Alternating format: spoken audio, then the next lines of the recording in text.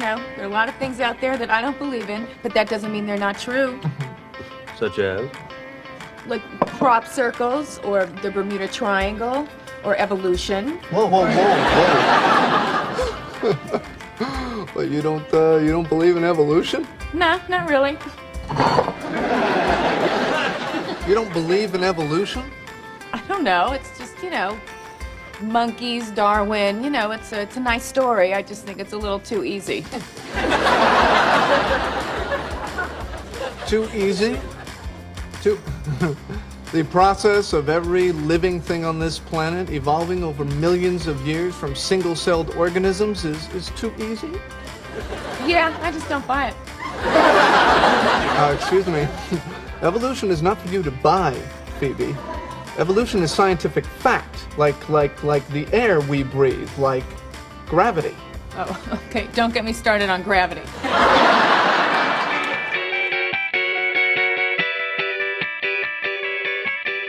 Hi, welcome to the Flawed Theology Podcast. I'm Phil. And I'm Susie, and we're asking the question, if your theology were wrong, wouldn't you want to know? All right, welcome back, everybody. This is going to be part 2 of our conversation with Lars, and we are going to dig into some additional topics around the idea of Earth origins. We're going to talk about young Earth creationism and really why it's not possible, scientifically or otherwise. And then we're going to talk a little bit about the difference between young Earth creationism and intelligent design. And then a couple of things that just Lars wants to talk about. So it's a really fun conversation. And we hope that you enjoyed part 1. And we hope that you'll enjoy part 2.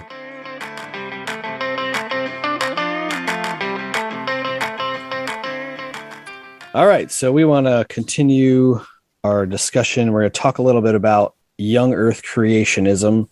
It's probably your biggest topic that you are interested in. Would you agree? Yeah, I think so. I mentioned last time the rage learning that I engaged in when I found out that it wasn't true. And, if it was just a passing fad, 7 years on, I'd probably be into something else. But no, I still actively and happily engage discussion with young Earth creationists and with people who want to understand what's wrong with young Earth creationism.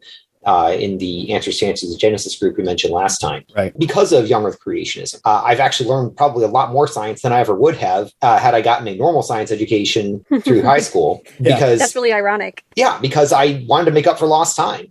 Now I have at least conversational familiarity, like even with actual professionals in the field. There's a great YouTube series, and we can link to it in the show notes, called How Creationism Taught Me Real Science. And it's someone with a very similar story, where being once duped by creationism, he now goes through all their claims, examines them carefully, pulls out scientific references, and makes a video essay addressing each one with the most steelman version of the creationist claim that he can right at the start. Oh, that sounds really interesting. I think most people listening know what young Earth creationism is, but let's talk a little bit about it. Like, what are the main premises of young Earth creationism that are kind of the foundational things that people should know about it? Sure thing. Obviously, we don't want to misrepresent people that we disagree with. Otherwise, we're not really disagreeing with them. We're disagreeing with our own minds. Right. With a straw man. Right. As I see it, the 3 main tenets of young Earth creationism are, 1, that the Earth and the rest of the universe, usually, although some will make exception for that, was supernaturally and specially created in more or less its current state no more than about 10,000 years ago.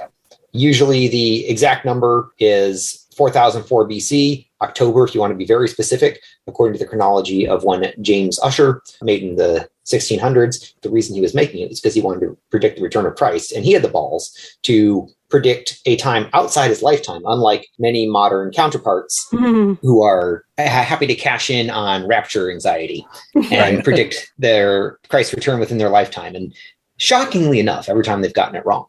But yes, James Ussher predicted that Jesus would come back in 1997. That didn't happen. Yeah, I'm not sure why young Earth creationists are so hung up on his particular chronology, since the entire reason he came up with it is, well, factually wrong, but that is the date they usually go for. Mm-hmm.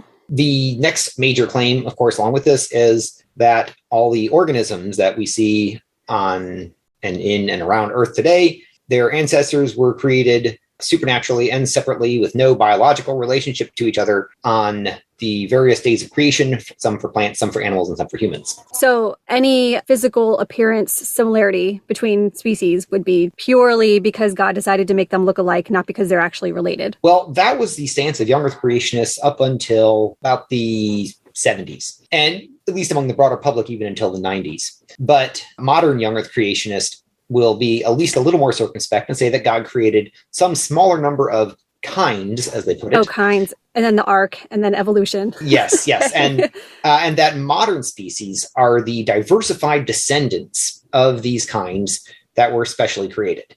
So there is some amount of shared relationships. For example, they will usually point to what biologists refer to as the group Canidae, or the dog kind. That includes dogs, wolves, foxes, coyotes, and a few other canid species.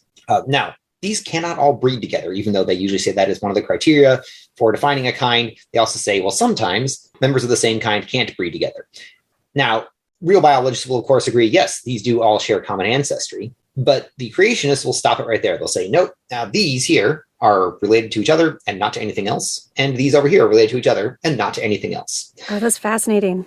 But, of course, a real biologist will say, well, those groups you just mentioned are also united by certain traits that they all have inherited from their common ancestor. So the way a biologist would see it is a branching tree with one trunk at the bottom, at the very, very bottom. Yes, that is the vast tree of life where all life on Earth is ultimately descended from some common ancestral population living sometime between 3 and 4 billion years ago. Right. And so the current young Earth creationist view is that instead of this one long tree with one trunk, you have lots of little bushes all over the place, right? Yes. Like a forest. They like to call it the orchard. Oh, they have a name for this. Okay. They do have a name. So yeah, I'm thinking back to my Sunday school days in the 90s and those little cartoons that they would show us about creation, and they would pop into existence like a lion, and Adam would name the lion, and there'd be a polar bear, and it was nothing like what you're describing. No, they've had to get a little more sophisticated, acknowledge some amount of evolution, which, as we discussed in the last episode, they'll call microevolution, even though any biologist would call it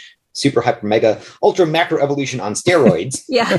Given the timelines involved. Right. But they don't like to use the word macroevolution to describe it. Mm-hmm. So finally, their third main tenet is, of course, a global flood. The Bible in Genesis chapters 6 through 9, I believe, describes the story of Noah, who was warned by God that he was going to flood the earth due to the corruption of humankind, and that Noah had to take on board 2 or 7, depending on the type or version of the story, of animal, and this would be the ancestors of today's species. Now, because it does give certain criteria for the animals brought on board, it says everything that has the breath of life in it, which creationists take to mean basically vertebrates that live on land. So insects don't count, vertebrates that live in the water don't count, plants don't count, fungi don't count, only vertebrates that live on land count. So the dimensions given for the ark in the Bible are such that there's absolutely no way to bring representatives of every species on board. So by invoking this super mega hyper ultra evolution, they bring up to, as I believe I mentioned last time, 1,398 kinds on board the ark, and just assume that everything else managed to survive just fine, or at least enough of them to repopulate the earth. Right. For the plants, they say that they must have just floated around in like mats, right? Well, that's also how they say a lot of the non-breath of life animals survived, that they managed to hitch a ride on these floating vegetation mats. Now, these are real things. Yeah. In fact, that's how come there are monkeys in South America, because Right. they presumably hitched a ride on one of these floating vegetation mats about 30 million years ago. Young Earth creationism also would stipulate that it's 6 24-hour days, not that when it says day, it's just some unknowable nebulous period of time. Like, there's some people they'll say, oh, well, maybe the days actually mean a year. And then they use that verse later in the Bible and say, well, a day with the Lord is like 1,000 years. And so, okay, maybe that's not really literal days, but young Earth creationism holds to 6 24-hour days, right? 6 24-hour days starting, like I said, usually in 4004 BC, but the most they'll ever agree to is about 10,000 years. And in the case of the global flood, there is the ark that Noah built. On board this ark were the representatives of the kinds, the ancestors of today's species, and somehow they managed to survive for a year with only 8 people crewing the boat and nobody dying. And one window. Yes. And no gas exchange. No gas exchange. No filtration. Yeah. They somehow managed to keep enough food for all the herbivores and carnivores. Get rid of the excrement. Yep. Yeah. And of course, the methane from that poop clearly didn't get ignited or anything like that and blow the whole thing. And you could breathe it with no issues either. Yeah, so exactly. No problems at all. It's like being crop dusted for 40 days and 40 nights. Yeah. It sounds awesome. Yeah. It's telling that the petting zoo that they have at the Ark Encounter requires more than 8 people to take care of the animals there, and there aren't nearly that many of them. And I bet you they have HEPA filtration and all kind of stuff in there. Yeah. Yeah. Yep.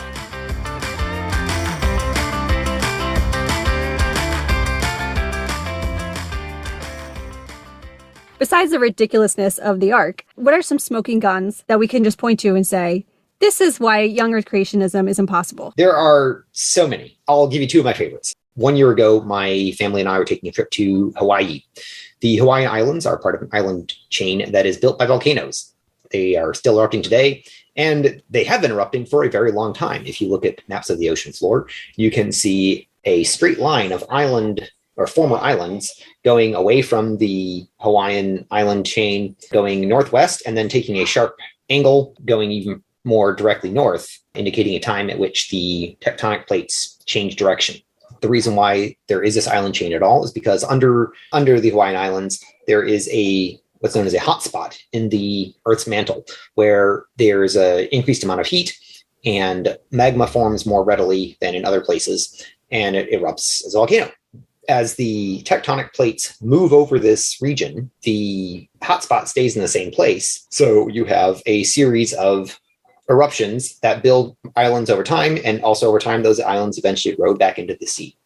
This has been happening for quite some time, right? You can see a whole chain of seamounts under the ocean leading directly away from the Hawaiian Islands as we see them now. It's like a conveyor belt moving over that hotspot. Yeah, it's a conveyor belt. And we can measure the rate of movement, and it's something like somewhere between 3 and 6 centimeters per year. So to travel the entire width of the Pacific Ocean, as it does, would take a very long time, to say the least. Mm-hmm. Well, maybe creationists could posit that somehow it moved faster in the past. In fact, many of them do. They posit that the tectonic plates move much faster. This would, of course, generate ridiculous amounts of heat and completely melt the plates. But let's go ahead and grant them that the plates could have moved faster in the past. That's just one line of evidence, though.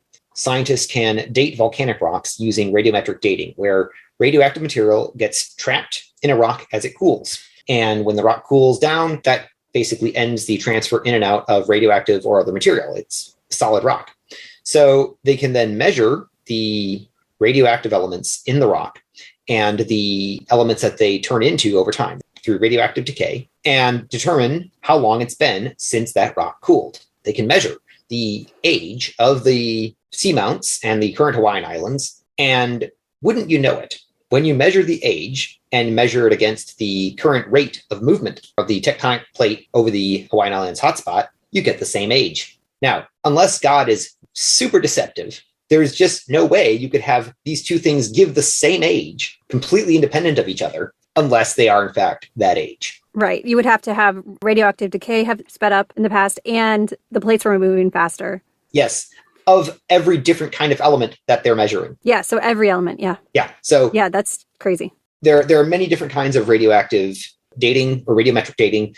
So again, unless God sped these up independently at each their own rate to give the same different age. Yeah. Yeah. Then you'd, of course, have the problem of, discordant dates, but you don't. You have concordant dates. And as I mentioned earlier, the rocks moving, the entire Earth's crust moving over the mantle like this would cause ridiculous heat from the friction involved.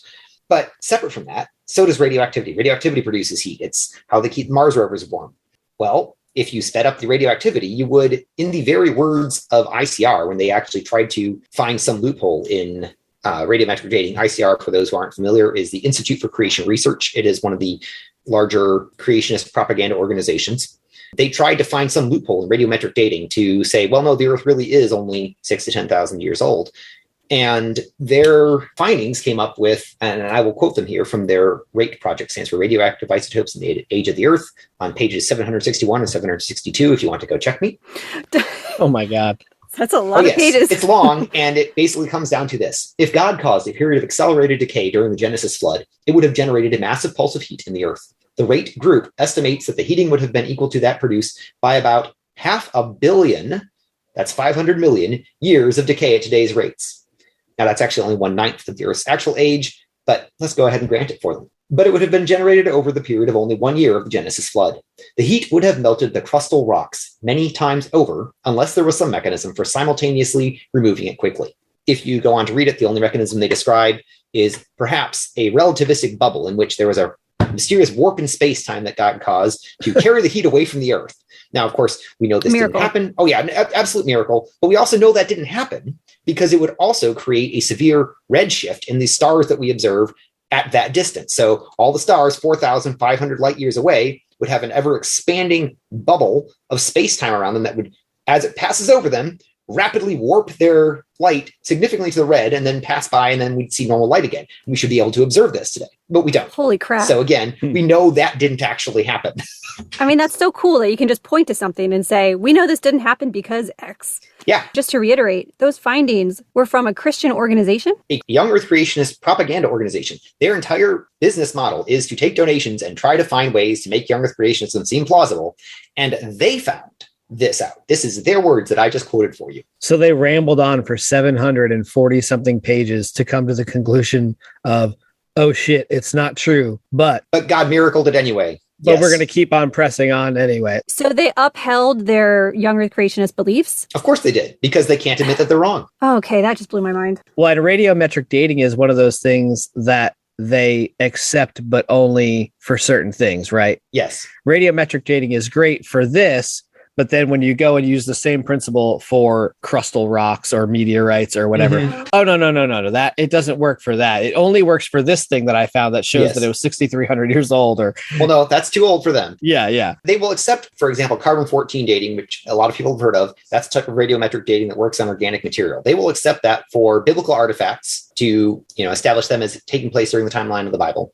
And they will happily accept that up to about 4,500 years ago, at which point they say, oh no, that was the flood. Everything is totally off after that. So clearly these numbers that can go all the way out to around 55,000 years by the latest calibration curves are wrong. And there's literally no reason for them to even posit that, except that it impinges on their beliefs. Correct. There's no precedent for it. It is really funny, the contortions they will go through. Yeah, it really is like mental gymnastics. And I never realized, you don't notice this stuff when you're in it yourself. I always thought I was so well versed in creationism and had an explanation for everything, and then the more you learn about the gymnastics that you have to do to justify what you're saying, you're like, oh, well, I was just straight talking out of my ass. Like, I can't believe I ever told somebody that with actual conviction. You're like, oh, I know. Me too. I tried arguing for young Earth creationism exactly once on the internet, and I got my ass handed to me so fast it was still hot.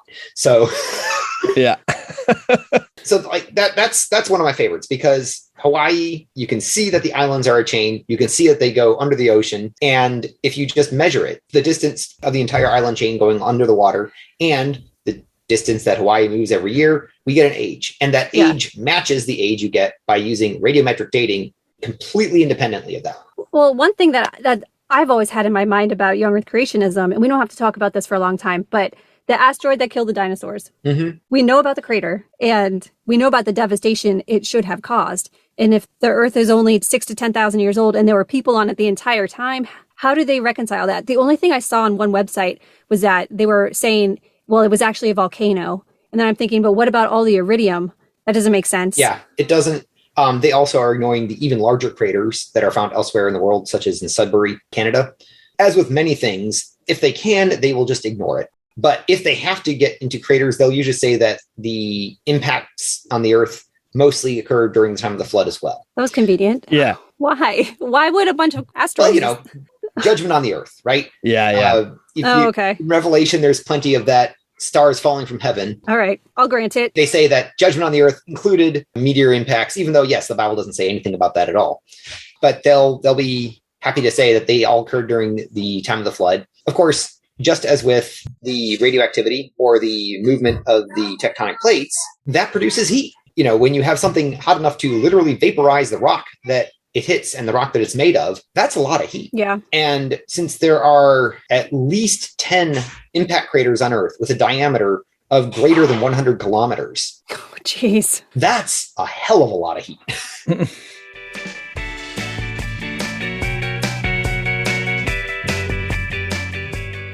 You have another one here listed about argon. This is pretty detailed, but it's awesome if you can try to explain it in a way that most people can understand. I'll do my best. But you don't have to like lower your freak flag or anything. You can let the nerd flag fly. That's why we have you I'm here. a huge nerd. And I like this one partly because it doesn't get much attention. I've been doing the counter creationism thing for a while now. And this is not one I've actually seen publicized much. So, here you go. You may be hearing about this one for the first time. So the elements that make up the matter around you are written into the periodic table based on their chemical properties. As scientists were trying to work out what elements things are made of, one of the ones that was a bit confounding was argon. It had the behavior of a noble gas, meaning it does not react with many other things. And yet its atomic weight was greater than that of potassium, which was the next lowest atomic weight. So if they were just organizing by atomic weight, potassium should come before argon. That doesn't sound like a big deal. It's just potassium is an alkali metal, while argon behaves like a noble gas. And if you were just organizing them strictly by weight, they would have expected a noble gas with the weight of potassium and an alkali metal with the weight of argon. This was quite the conundrum because radioactivity had not yet been worked out. Well, an isotope is a variant of an element with a different number of neutrons than another variant. As we mentioned earlier, there is carbon-14 dating. Carbon-14 has 6 protons, 8 neutrons, while most carbon has 6 protons and 6 neutrons. The 8 neutrons there is not quite a stable configuration, and eventually the carbon-14 will emit an electron, turning one of its neutrons into a proton, and it'll turn into nitrogen-14. Well, potassium has many different isotopes. One of those isotopes is potassium-40. It has 19 protons and 21 neutrons. And potassium-40 is not stable. It is radioactive, and it will eventually decay into argon-40, which has 18 protons and 22 neutrons. It does this with a half-life of about 1.25 billion years, which incidentally makes it good for radiometric dating in samples that might contain it. Now, the vast majority of the argon in Earth's atmosphere is argon-40, even though the vast majority of argon in the universe as a whole is argon-36, 18 protons, 18 neutrons. This is because most of the argon, 99+% of it, in Earth's atmosphere actually comes from the decay of potassium-40. Now, since potassium-40 decays into argon with a half-life of 1.25 billion years, you can work out that it's been quite some time since potassium has been decaying in the Earth's solid bulk. Yeah, it's like 3.5 or something like that. 3.6 half-lives, which is enough time for about 92% of the original potassium-40 in the Earth's crust to have decayed into argon-40 by now. So this is one of those things that I've never even seen addressed by young Earth creationists. They don't even mention isotopic abundance much in their literature. But the fact that we have this overabundance of argon-40 when compared to the rest of the universe, it's only about 1/8,000th of the rest of the argon in the universe on average. That is a pretty telling fact that they have to explain, and they don't even try. So are you saying there's no way the argon could have come from anywhere else Correct. but Earth? Because in the rest of space, it's argon-36. That's what's created inside stars. Right. The vast majority of argon created in stars is argon-36, but it's about 8,000 to 1 argon-36 to argon-40, which if Earth were fairly young, we would expect to mostly see that same arrangement. So the only place that argon-40 on the Earth could have come from is potassium-40. Correct. Which has a half-life of 1.25 billion years. Yep. And 92% of it has become its daughter material. Yes. Well, wouldn't the young Earth creationists just say, well, yeah, but it was faster? Yeah. They could, but then they run into the same heat problem as they did earlier. Well, you can't speed up decay artificially. Right. But they will just arbitrarily say that God sped up decay. Right. And again, run into a heat problem. But that's just using radiometric dating. And so they try to find all kinds of holes in radiometric dating. But this doesn't involve any dating. It just involves looking at the ratio of isotopes to each other on the Earth today. So the Earth is a rocky planet. This makes it a lot denser than the gas giants like Jupiter, Saturn, Uranus, or Neptune. And as a result, we would expect it to have more metals like potassium or heavier gases like argon on it. So we wouldn't necessarily expect to see the same ratio of potassium and argon in Earth as we see in the rest of the universe. However, if the young Earth creationists are correct, then we would expect to see a huge imbalance of radioactive isotopes to stable decay products. This is because all the heavier elements in the universe, those heavier than hydrogen, helium, and a tiny bit of lithium, are created in stars or in supernovae or in cosmic collisions of things like black holes, white dwarfs, or neutron stars. These produce the heavier elements by smashing together atomic nuclei at really high energies and creating heavier elements. So if indeed, as the young Earth creationists insist, there were a huge increase in radioactive decay around 4,500 years ago, then we should see a big imbalance, because there would have been the 4.5 billion years worth of decay that have actually happened on Earth compressed into a single year, and 1/1,000,000th of that time left to replenish the radioactive elements. But when we look out in the rest of the universe, that isn't what we see. We see the expected balance of various isotopes and elements, as we would expect if, in fact, elements had been created since the Big Bang in the methods I mentioned earlier for 13.8 billion years and 4.5 billion years for the Earth. Ah, that is a new argument. Never heard that one before. That's a good one. I feel like we need to get this published and make you famous or something. You heard it here first, folks. Yeah, you heard it first on the Flawed Theology podcast. Yeah, but no, that's awesome. And the thing I like about these is they're complex. Yes. It just shows that you can't just easily explain the origins of the universe with God did XYZ. Yeah. And most people that look at nature and the world would say it's amazingly complex. But then at the same time, they'll say God had to have done that. They don't want to learn about how things actually happen. And there is an explanation for how all these things happen. Even something quote unquote as simple as, photosynthesis or a plant. That's a complex Very much so. thing that happens, and you can learn about how it works. But most people, they don't want to do that. They just want easy answers, and I think that's why you see so many people deconstructing this stuff now, because they're sick of the easy answers. Mm-hmm. I've dealt with creationists for a while. They want to remain in their ignorance. They want to keep their beliefs, and they will simply not hear anything that contradicts it. They don't go through the reasoning because to them that is dangerous and scary. Now, you mentioned some of these are pretty complex. Some of them are very much not complex.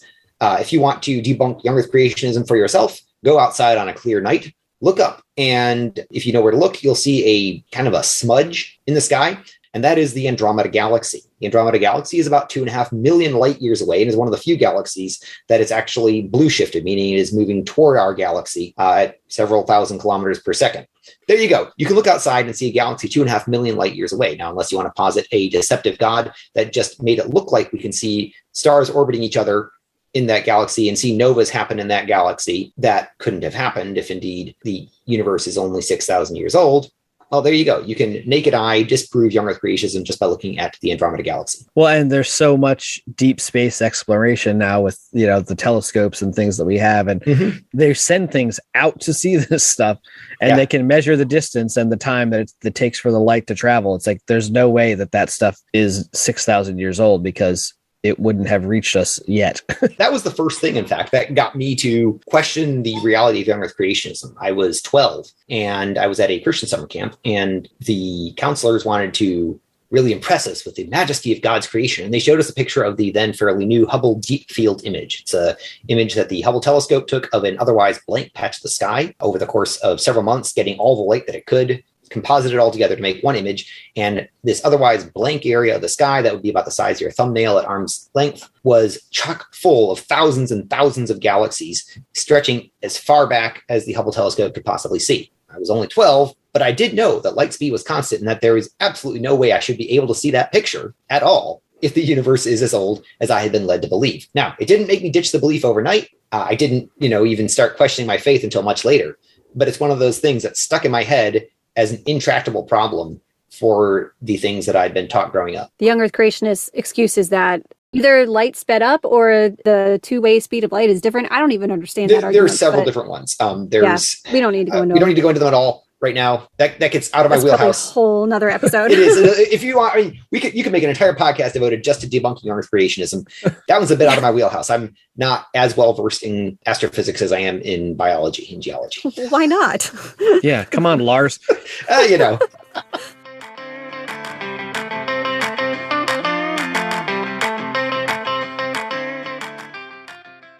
Let's talk about some of the common arguments that young Earth creationists use, and then basically why they are invalid. I mean, I think there's a ton of these. Sure, hit me with your favorites. Yeah, so I watch a lot of young Earth creationist debates, and there's two that I think are most widely used.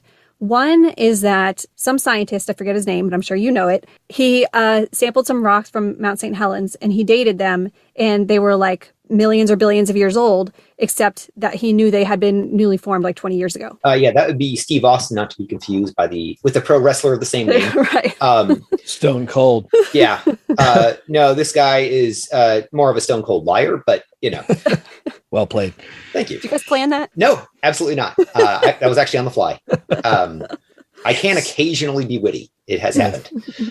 So Steve Austin and his team of young Earth creationists went to Mount St. Helens, which erupted in 1980, and pulled up some rocks from the debris there and sent them off to a radiometric dating lab to do potassium argon dating on it, which, as I mentioned earlier, potassium decays to argon with a half-life of about 1.25 billion years, and so it is useful for dating old rocks. Now, this particular lab they sent it to had equipment that was only useful out to about 2 million years, was the lowest age that they could reliably measure. And he knew this when he sent it to them. So right off the bat, it's like trying to measure a football with the football field. It's not going to be very accurate. Now, of course, he also didn't take much care to collect it carefully. He just pulled in a trowel, as far as I know, shoved it in a bag, and sent it off to the lab. Now, if you want to do good radiometric dating, you want to make sure you have a sample that's uncontaminated and that has only the rock that you're trying to actually date in it. Lava, or magma, I should say, as it comes up through the Earth, some of it will cool faster than others, even before it erupts. And so you can have what's called a xenocrystal, or a strange crystal, or outside crystal.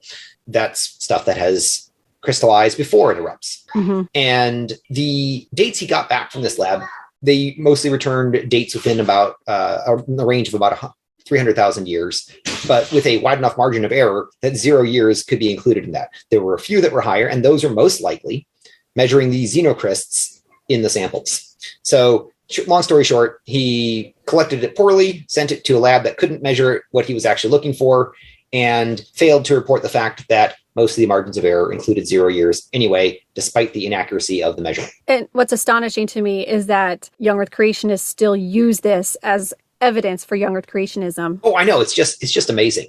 What's worse to me is that even if everything he said was correct, that he had found some major foundational flaw in the process of radiometric dating, do you know how much that would support young Earth creationism? Not one bit. It did absolutely nothing to establish that the maximum age of the Earth is less than 10,000 years. It just says that these methods that show that it's 4.5 billion years old might be wrong. It didn't. Mm-hmm. But granting them every benefit of every doubt, it doesn't make their case. The only place that number comes from is just from those genealogies. Correct. They don't have any actually fossil record or anything that was dated and it comes up that number. Right. It's just like, well, the genealogy adds up, so we're just going to say it's this age. When I was at Liberty, they had a wing of the science department that was an ICR Ken Ham display down there, and it looked really nice. Like, it was really good, and it looked they have good production values. You know, like looked like a real museum with actual facts and all that kind of stuff. I wish I could go back and look at it now. And so I could just like laugh at it, you know, because it seems like there was nothing factual in it. You just started with the premise that the Earth is 6,000 years old, and then you threw a bunch of shit in a glass case. You're hoping no one takes the time to research and look at, and they say, oh, well, there's a whole museum that proves that young Earth creationism is real because I saw fossils in a glass case. But, you know, there's no data to support it. It's the assumption that the Bible cannot be wrong, that their interpretation of the Bible cannot be wrong. And therefore, no matter what else you may encounter, they're still right because they have the word of God on their side and cannot possibly be wrong. Now, there are certainly some who are knowingly dishonest about it, where you can look at their training or their other publications and show that they know the things they're saying are not actually true. But even then, I suspect they justify it to themselves as spreading the word of God by any means necessary. It's like lying for God. I think Martin Luther said that's okay. Yeah.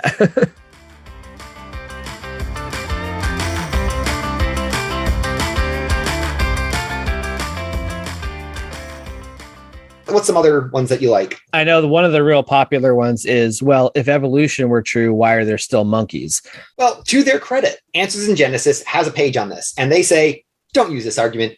It's no good. It has nothing to do with actual evolutionary theory. Yes, they do have a page of arguments creationists should not use, and that is one of them. That's hilarious. Yeah, at least somebody at Answers in Genesis knows enough about evolutionary theory to understand that common ancestry does not mean a linear progression from one form to another, but that multiple species can be descended from a single ancestral pair. Now, of course, they kind of have to say this with their insistence on kinds. Right. So somebody did some fact checking and realized that might not be a very good argument. Oh, that's interesting. It appeals to people who have a very poor grasp of evolution. Unfortunately, the American education system kind of sucks at teaching people what evolution actually means. So that plus the popular March of Progress graphic that shows something that looks kind of chimpanzee-like on one side with a bunch of morphological forms in between that and an upright human holding a spear or sometimes sitting at a computer in the more modern versions. Yeah.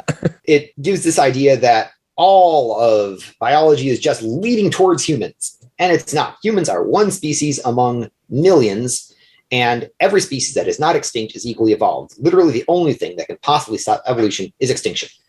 So paleontologists found a bone, I think it's a T-Rex bone, that has soft tissue fibers on it that are fossilized. And creationists say, well, look, it can't be that old if there's still soft tissue fibers. Now, I know how to rebut that, but I want you to explain it. Awesome. I have actually spoken in person with Dr. Mary Schweitzer. She teaches at North Carolina State University. Yeah. And so I have met with her personally because I am interested in eventually becoming a paleontologist myself. Yeah. And I've asked her about this, and she hates the fact that young Earth creationists act like her finds support their ideas. Yeah. They don't, but it is a little complicated to understand why. Was it a T-Rex bone? It was a T-Rex bone. Okay. And she found that it had medullary bone inside. Medullary bone is something that we see in modern birds when they're about to lay eggs. They build up these extra calcium deposits in their bones, and then they use that to build their eggshells. So she found this medullary bone, and when she opened it, it had an odor to it, and it had a kind of a sponginess to it. And so she took it out, and it was still fossilized. It was still very much covered in minerals. So she dissolved the minerals in an acid bath, and what she had left was a pliable material. That's pretty impressive. Indeed, creationists are right. This kind of stuff doesn't usually preserve that well, but that's just it. It doesn't usually preserve that well. The fact that this was a singular finding, not singular, there have been a lot more findings of soft tissue preserved now that scientists know what to look for. But the fact that it's rare shows that they are not, in fact, nearly as young as creationists think. We find mammoths with meat. We never find any dinosaurs with meat. Right. And creationists saying, oh, well, obviously it can't be as old as the quote unquote evolutionists say, is using one of their most powerful tools, and that is the appeal to intuition. They make their argument sound a lot more compelling than it actually is. Since the creationists always fail to provide an actual mechanism that says, okay, there is absolutely no way you can preserve collagen fibers as it happens. Well, since they haven't established this, they don't actually have any basis for saying it. It sounds intuitive. But Mary Schweitzer has since done many studies showing that the iron in blood and hemoglobin can act as a preservative agent and do what's called cross-linking in the collagen molecules, where basically they are kind of like strings, and then they mesh together in almost like a weave and become a very strong, long-lasting molecule that's basically going to stay as it is unless something disturbs it. And as long as it stays underground for 60, 70 million years, hey, it's still there. Her findings have been validated by many more findings of soft tissue and preserved protein in fossils since then, some going back as more than 500 million years. It is one of the more compelling sounding ones because it appeals to our intuition. But if you actually look at the claims, it just doesn't add up. The dating of the rock hasn't changed, and mechanisms haven't found to preserve the proteins for that long. Yeah, it's a non-starter. It's a non-starter. Yeah. But yes, that one does take a bit of understanding, and I'm fortunate to have spoken directly with the person who made that discovery. Yeah, that's pretty cool. That is cool. You did a good job explaining that. Thank you. Yeah. Pretty clear.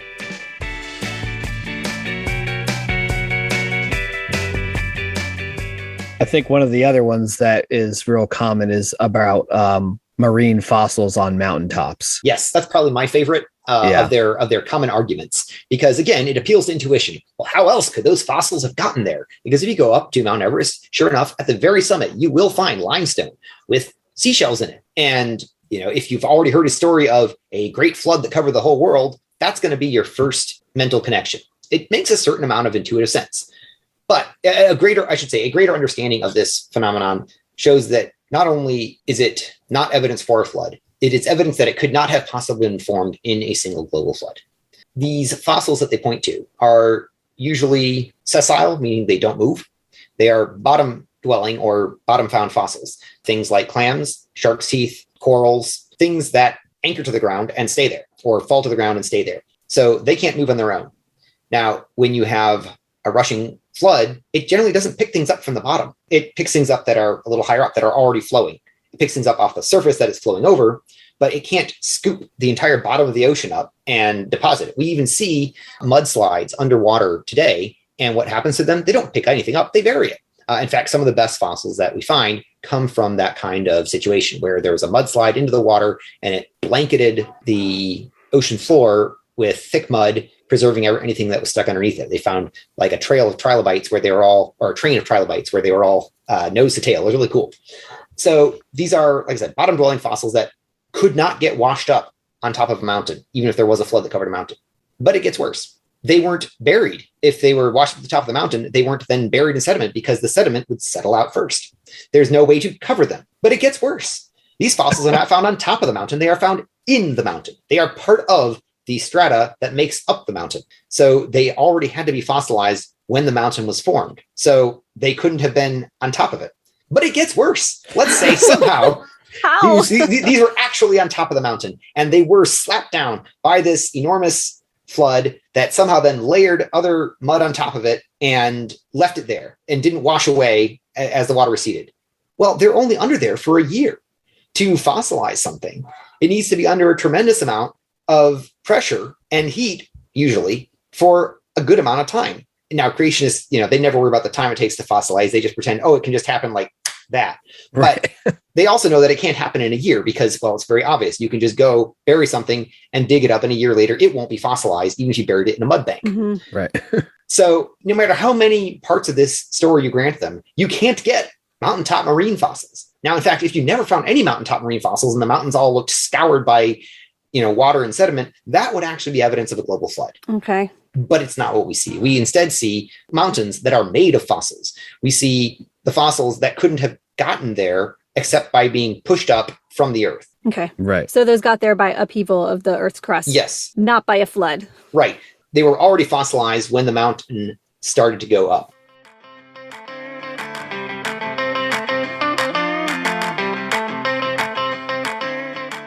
All right, so let's talk a little bit about the differences between young Earth creationism and intelligent design, because they're related but not the same thing. And the basic premise, as I understand it, and you can feel free to correct or add, that basically the easiest explanation is that you look at the world, it appears to be designed, so anything that with design requires a designer.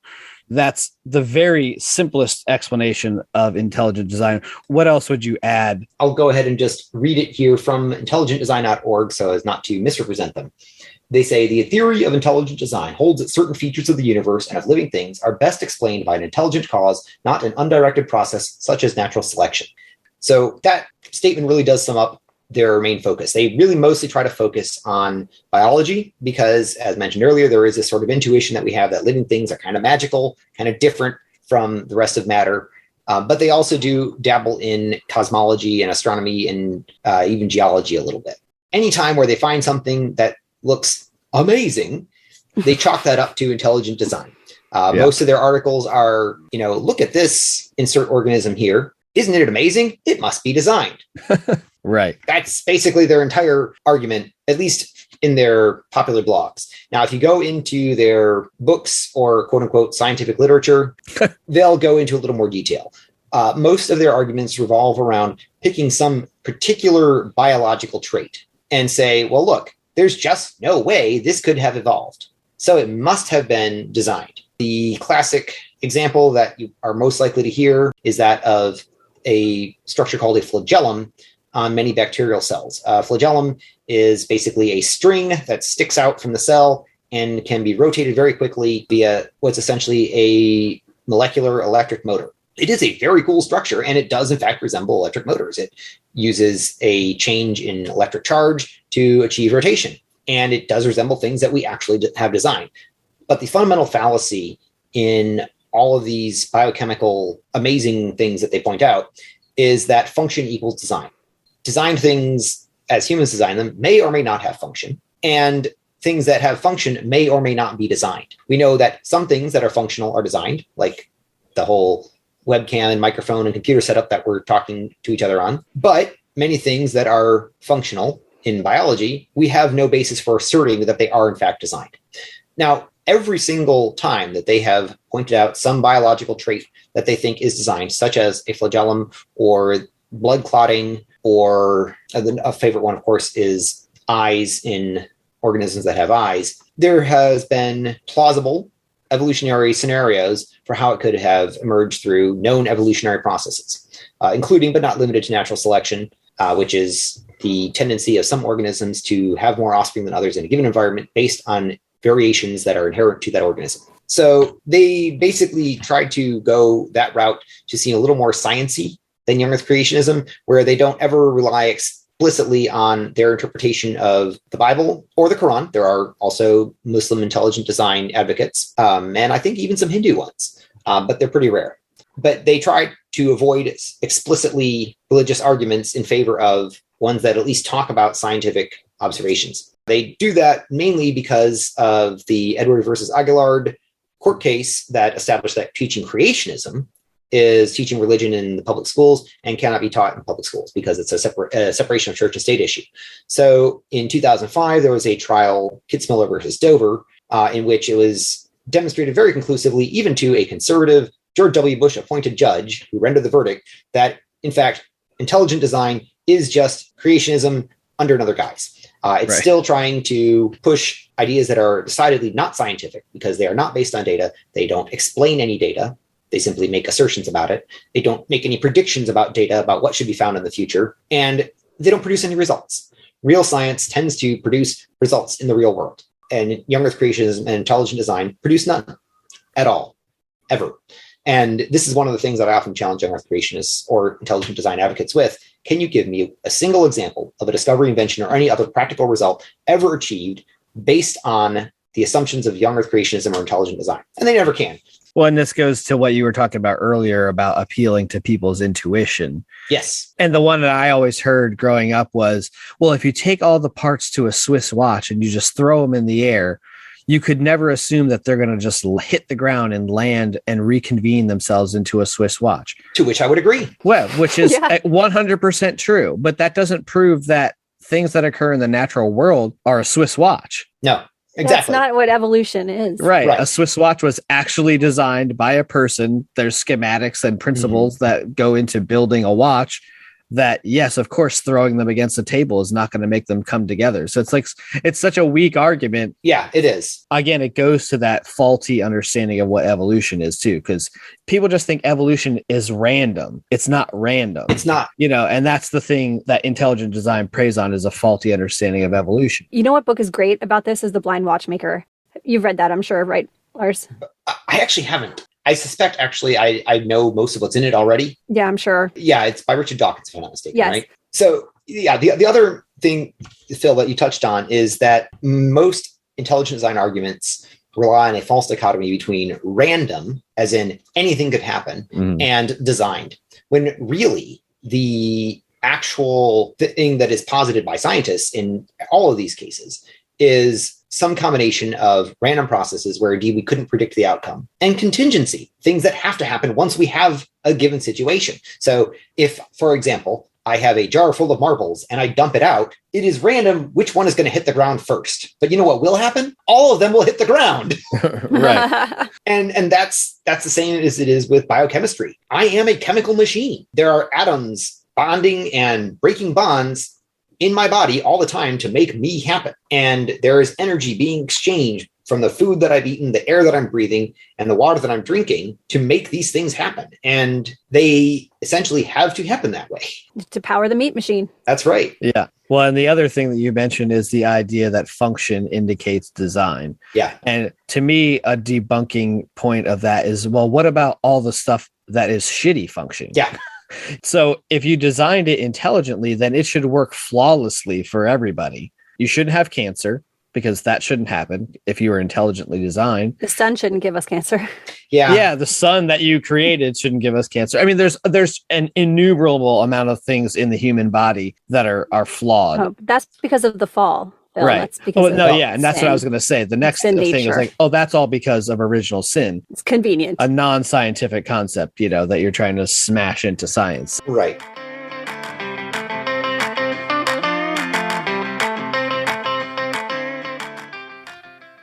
Can I ask a stupid question? No, go for it. And it's probably not that stupid.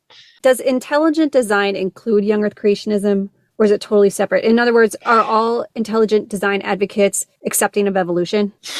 Ooh, it's complicated. Oh, maybe not a stupid question. It is a complex question, actually. Young Earth creationism borrows many of the same tricks as intelligent design. Basically, anytime an intelligent design advocate says, oh, look at this amazing thing, it couldn't have evolved, young Earth creationists will happily jump on that and usually and take the same reasoning that, these molecules arranged in such a way that they couldn't have evolved. But some intelligent design advocates, in fact, most of them are, most of the ones who probably proclaim themselves as intelligent design advocates are old Earth creationists. They accept the age of the Earth and the universe at 4.54 and 13.8 billion years respectively. And they just say that the things that we see in various organisms had to have been specially created by God, snapping his magic fingers to produce the things that we see.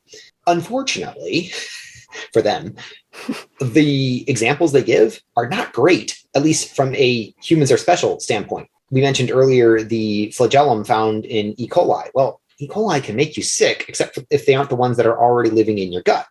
But even worse is Michael Behe, perhaps the biggest name in the intelligent design movement. His book, Edge of Evolution, centers around the drug resistance in the Plasmodium organism, which is the parasite that gives you malaria. So God can't be bothered to give me eyes that don't work right unless I get LASIK, but he can go ahead and give a special set of 4 mutations to a Plasmodium parasite so that it can keep giving people malaria. Oh, that's, wow. That's a double-edged sword right there. Yeah. And, like you were saying, Phil, bad design. I try to avoid saying bad design to intelligent design advocates because then they'll often retreat to the ever-present apologist excuse of mysterious ways, that God surely had reasons for these that you don't understand. I try to think of it in terms of, as a human designer, I could do better. You could improve upon it? Right. Yeah. Right. Whether or not it's bad now, I can tell you I could make it better. The example that we've been talking about a couple times, eyes. All vertebrates that have eyes have the same eye structure.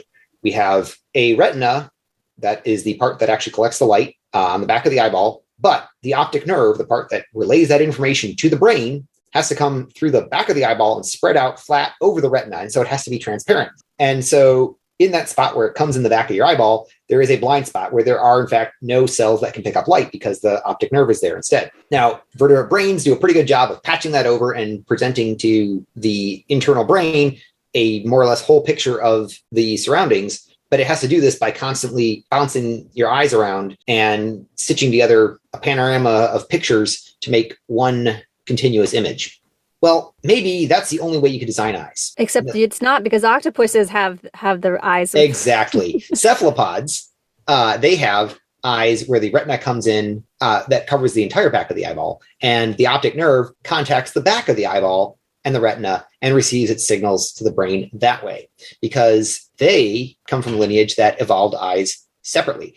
The reason for the structure is just because if you're going to have an organic photon sensor, which is what an eye is, there's only so many ways you can do it and get good focusing and image resolution. So you have cephalopods and vertebrates, both with very similar structures, but they're fundamentally different, and one has a better design than the other. But we, the crowning jewel of God's creation, don't have that good design. We have the blind spot. We have the blind spot. Yep. And in fact, that design of a lens with a backing structure has evolved at least a couple other times in box jellyfish, and in one of my favorites is the Warwiniid unicellular organisms. These organisms have a bunch of symbiotic bacteria that live inside them that are dark and light, respectively. And the light ones, they make a bulge that acts as a lens that focuses it on the dark ones. And this sends a chemical signal inside a single-celled organism to let it know which direction the light is. Holy crap. Yeah, they're really cool. We're going to link to that because I don't know anything about that. I want to learn. Yeah, that's absolutely. Cool. Yeah, and another example of this that I know of is the laryngeal nerve, which kind of loops down under the aorta, right? and it goes Yep. back up to the larynx. And this makes sense because all vertebrates evolved from fish, right? And you're giving me that look. Yeah, like, more or less. More or less. Okay, more or less. Yeah, all land vertebrates are descended from something we would call a fish now. Yeah, right. Okay. Yeah, so that nerve is pretty direct in fish. It goes to the gills, but then it had to kind of loop down as we evolved. Yes. Because of that rearrangement of material going from gills to jaws and from having fins up near the neck all the way down lower to be limbs and having a neck, all these changes in the body structure kept having that nerve continue to route through the heart the way it was, and the heart moved down farther from the head. And I should say, I want to be careful. When I say moved, I mean from one generation relative to another. In each organism, the heart is in its own place. It does move as you're growing, but it's not like an individual organism can evolve. I feel like I need to make this clarification a lot because a lot of people think of evolution as metamorphosis, and it really isn't. It's not change within an organism. It's change relative between one organism and its ancestors or descendants. And yeah, as this kept rearranging, the nerve that goes from the brain to what we use as our voice box, it kept that same circuitous path. And so giraffes, or even worse, the extinct sauropod dinosaurs with the incredibly long necks, had this absurdly long laryngeal nerve that makes it take a really long time, relatively speaking, for a signal from their brain to come out as sound from their mouth. So giraffes do actually make noise. It was thought for a long time that they didn't. They do, but it's not very loud, and it doesn't seem to be very useful in communication because, well, it takes them so long to process it. Wow. Yeah, so it has to go 15 feet in giraffes. Yeah. But this is what we would expect with evolution. This is an outcome we would expect, but it's not an outcome we would expect with intelligent design. We would not. Yeah. It just seems like biological life is staggeringly complex. It is. And it's really awe-inspiring, really amazing. And it is actually astonishing that all of it arose by evolution, by natural selection. But alongside that, all that amazingness is these like other problems and like parasites and things that could be improved upon. It just seems like intelligent design advocates are focusing on what they see as positive and then completely ignoring anything negative. Right. Yeah. Oh, and not Michael Behe, though. He's happy with the adaptation seen in malaria. Well, good for him. Yeah. And I should mention, by the way, to his credit, he does recognize the evidence for common ancestry. He just thinks a few parts of biochemistry had to be specially designed. But he still accepts that humans and chimpanzees, for example, do have a common ancestor. He thinks that God had to push it along a little bit, right? Yes.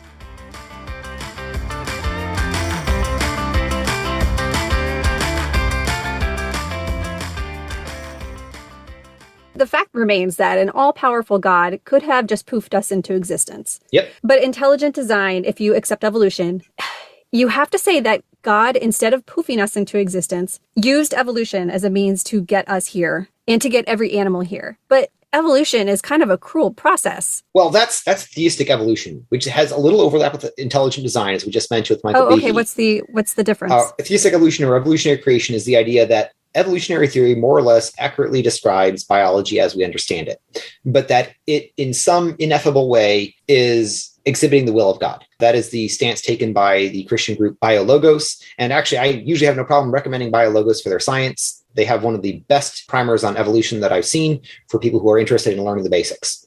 So while there is some overlap with intelligent design and God-guided evolution, the intelligent design advocates are stuck with saying, well, God occasionally formed a couple of molecular bonds here and there that otherwise wouldn't have happened. And the theistic evolution or evolutionary creation folks are stuck with saying, well, yeah, evolution is an inefficient and sloppy and, from our perspective, cruel process, which means that many billions of organisms had to die painful deaths. Yes. Long before there were any humans around to appreciate God, which is apparently the only thing God wants. Also that we could have this species of upright walking ape who have back problems as they age because we had quadrupedal ancestors whose eyes also go out of shape, sometimes even when we're not very old. I started wearing glasses when I was 12. I started when I was 4, so. Nice. Whoa, I still don't need glasses, guys. Oh, consider yourself lucky. You must be intelligently designed. I am. But somehow that's not evidence of our or I should say, as Darwin put it, the stamp of our lowly origin. To the evolutionary creationist, we are still the pinnacle of God's creation, or at least we are the creation with whom God chooses to commune. And to me, they don't mix. Evolution and theology can't mix, and this is another reason why. I don't think they can, and that's why eventually I had to give up on the theology part. But I know many people for whom they don't see a problem. I just don't see how, even when you just think about predation and organisms like a deer in the woods being ripped apart limb from limb, or maybe an organism isn't as well adapted as its brothers or sisters for the cold and it freezes to death because it didn't have the long-haired allele. That's cruel to me. Why do I care more about organisms and how they feel and what they experience than God does? Yeah, well, and especially bad because according to the Bible, God does care about the sparrow that falls. Bullshit. But he obviously doesn't. Right. No. He doesn't care about elementary schoolers. Apparently not. Clearly not. You know, the free will of that gunman, I'm going to assume man, I haven't read the story yet. It's a man, yeah. Yeah, of course it's a man. The free will of that gunman is obviously way more important than the long, happy lives of those children and the teacher who died. Yes. And you know all the thoughts and prayers that are going out tonight. Yeah. Yeah. They're going to do a lot of good. Yeah. Yep. And hey, you'll pray to your milk jug, right? Yes. 100%. I have one in the recycling right now. I just poured out milk because it was bad. I'm going to get it out and I'm going to pray to that milk jug tonight.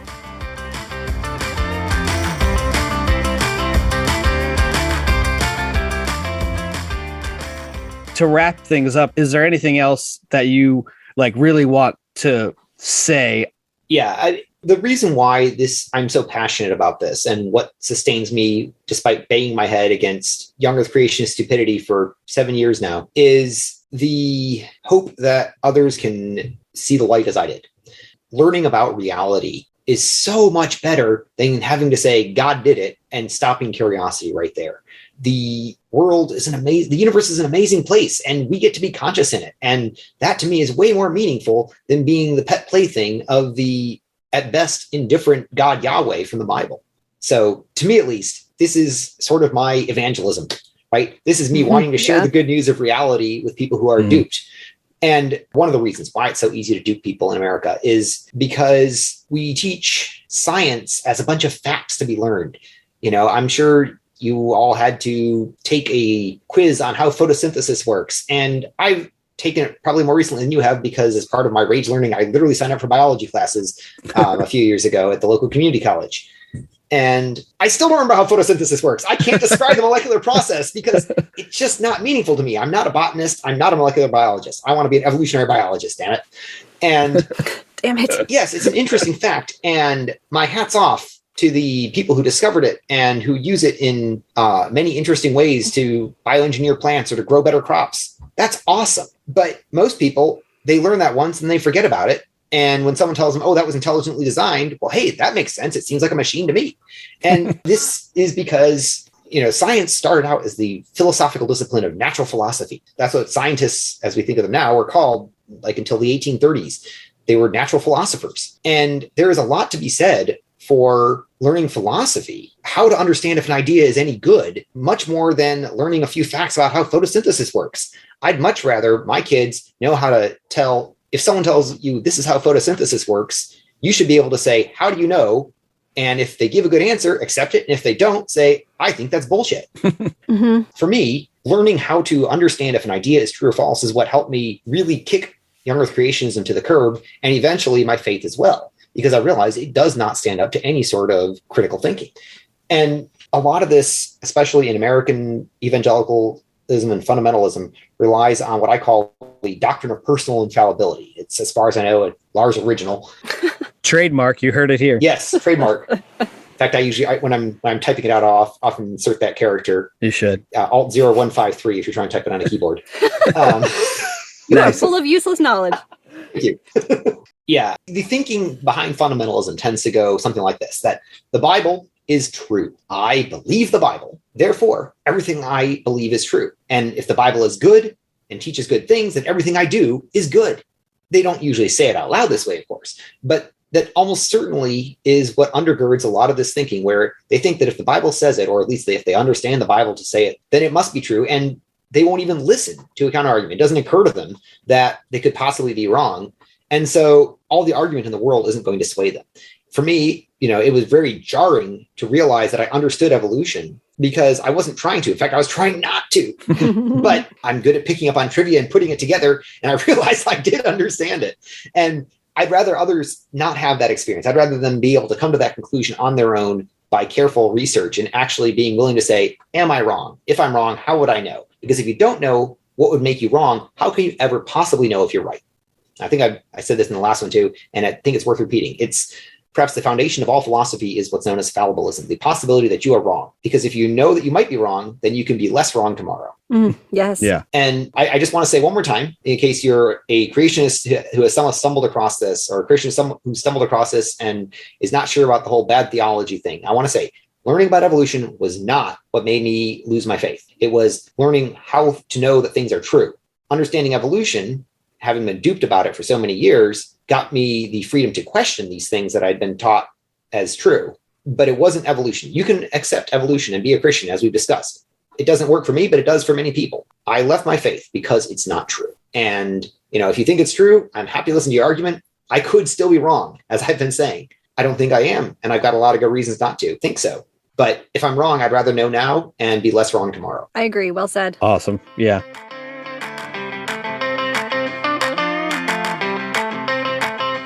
Thanks for being here again. Yeah, this was so fun. Yeah, it's super fun.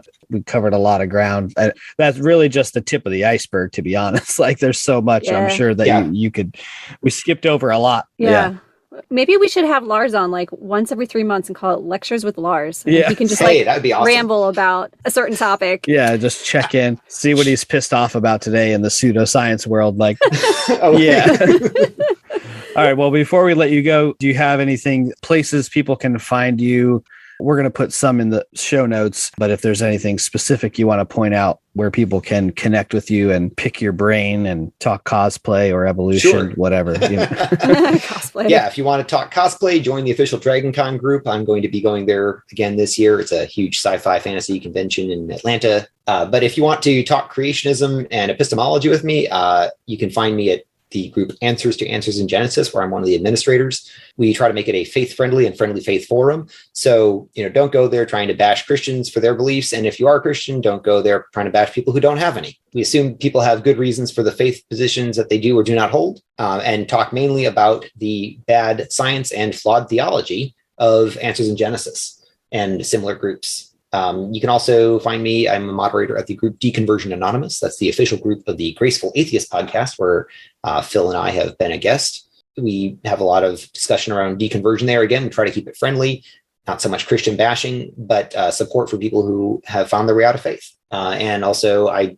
join both of you in the Born Again Facebook group. Yeah. If you want to hear more about my story specifically of leaving Young Earth Creations behind, I've been interviewed on the Dapper Dinosaur YouTube channel. But you might want to skip the Q&A portion. It gets really weird. It does get weird. Really weird. Cool. Well, thanks again for being on and giving us so much time. It's awesome. We'll definitely look forward to sharing your wisdom with the world. So thank you. We appreciate it. Thank you so much. Thanks again. Thank you for having me on. It's been a blast.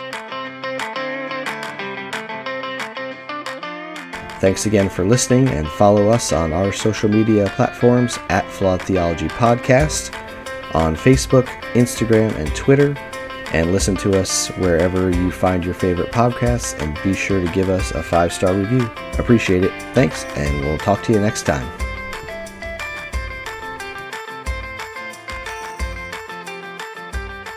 Yeah, you can do it all if you want. Well, chime in every once in a while. I don't want to talk too much. I'll just laugh every now and then. Oh, that counts for something. That's what I do best. Right.